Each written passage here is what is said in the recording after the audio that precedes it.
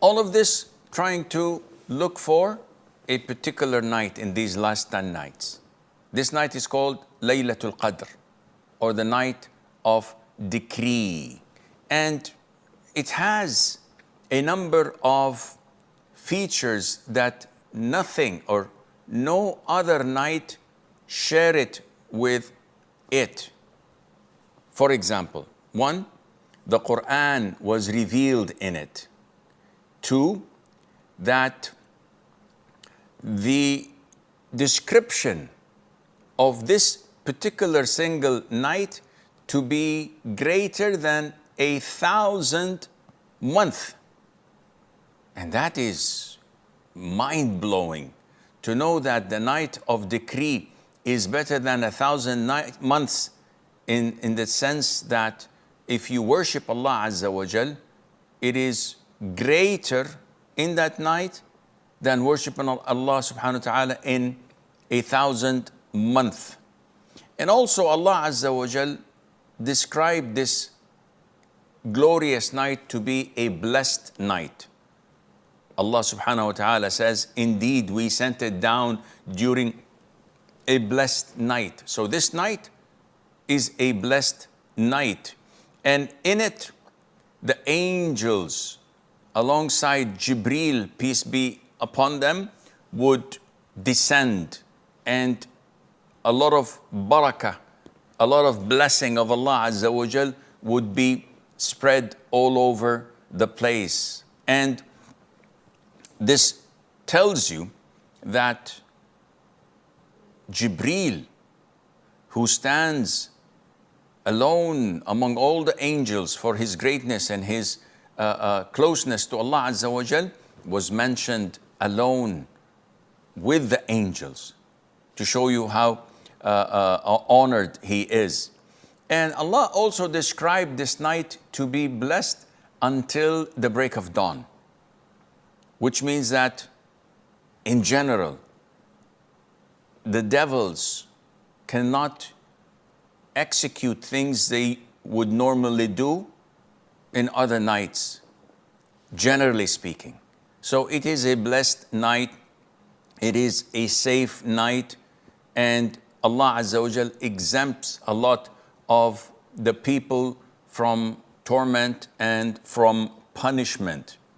And in this night, the night of decree, Laylatul Qadr, instructions and orders are extracted from the preserved tablet that no one knows what's in it except Allah.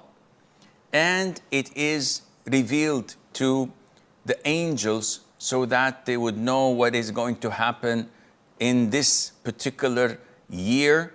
So who would die and what kind of provisions are to be distributed and what will happen in it.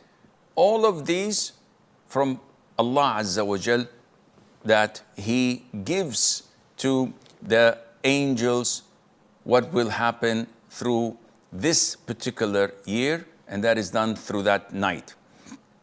The Prophet told us, alayhi salatu wasalam, that whoever spends Laylatul Qadr in prayer out of faith and in hope of reward, his previous sins will be forgiven for him. And this is a great blessing and a glad tiding to those who want such a great and huge reward. So it is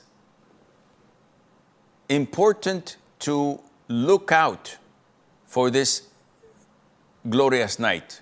The Prophet said, alayhi salatu wasalam, seek Laylatul Qadr, this divine, this glorious night, the night of decree. Seek it in the last 10 nights of Ramadan. So we have the whole 10 nights. In another narration, the Prophet says, seek it in the odd nights. Okay, so this narrows it down. In another narration, the Prophet says, alayhi salatu wasalam, seek it in the last 7 nights of Ramadan. Again, this narrows it out. But a lot of the lazy people like us would single out, thinking that the night of the 21st, okay, this is not from the 7, So the night is for the 23rd, the 25th, the 27th, and the 29th. These are the odd numbers. So I will only worship Allah in these 4 nights. And the rest of the 6 nights, I don't care, because the possibility are negligible or even slim or even not found. However, the most authentic opinion is that Laylatul Qadr, the night of decree, hops every year from one night to the other of the last 10 nights. And what about the hadith that says seek it in the odd numbers? Ibn Taymiyyah has a very beautiful understanding. When he compiled all the hadiths that speak about Laylatul Qadr, he found that there are hadiths stating that seek the odd nights remaining. So there is a hadith where it says, seek it for 1 night left, 3 nights left, 5 nights left, 7 nights left. How would I know how much is left? Because Ramadan can be 29 and can be 30 nights. So when it is 30 nights, the odd numbers would be 21st, 23rd, 25th, 27th, and 29th. But when Ramadan ends being 29 days, the remaining would be 22nd, 24th, 26th, and 28th. And this means that we cannot tell the odd nights of the last 10 nights except after the month is over, when we can tell whether it's 29 days or 30 days. And this cannot be known to us until we sight the moon at the end of the month and know that tomorrow is Eid. By this analogy, Ibn Taymiyyah says, this is the logical thing, that in these 10 nights, we cannot tell upfront which is most likely to be, and we have to do our level best in the whole 10 nights.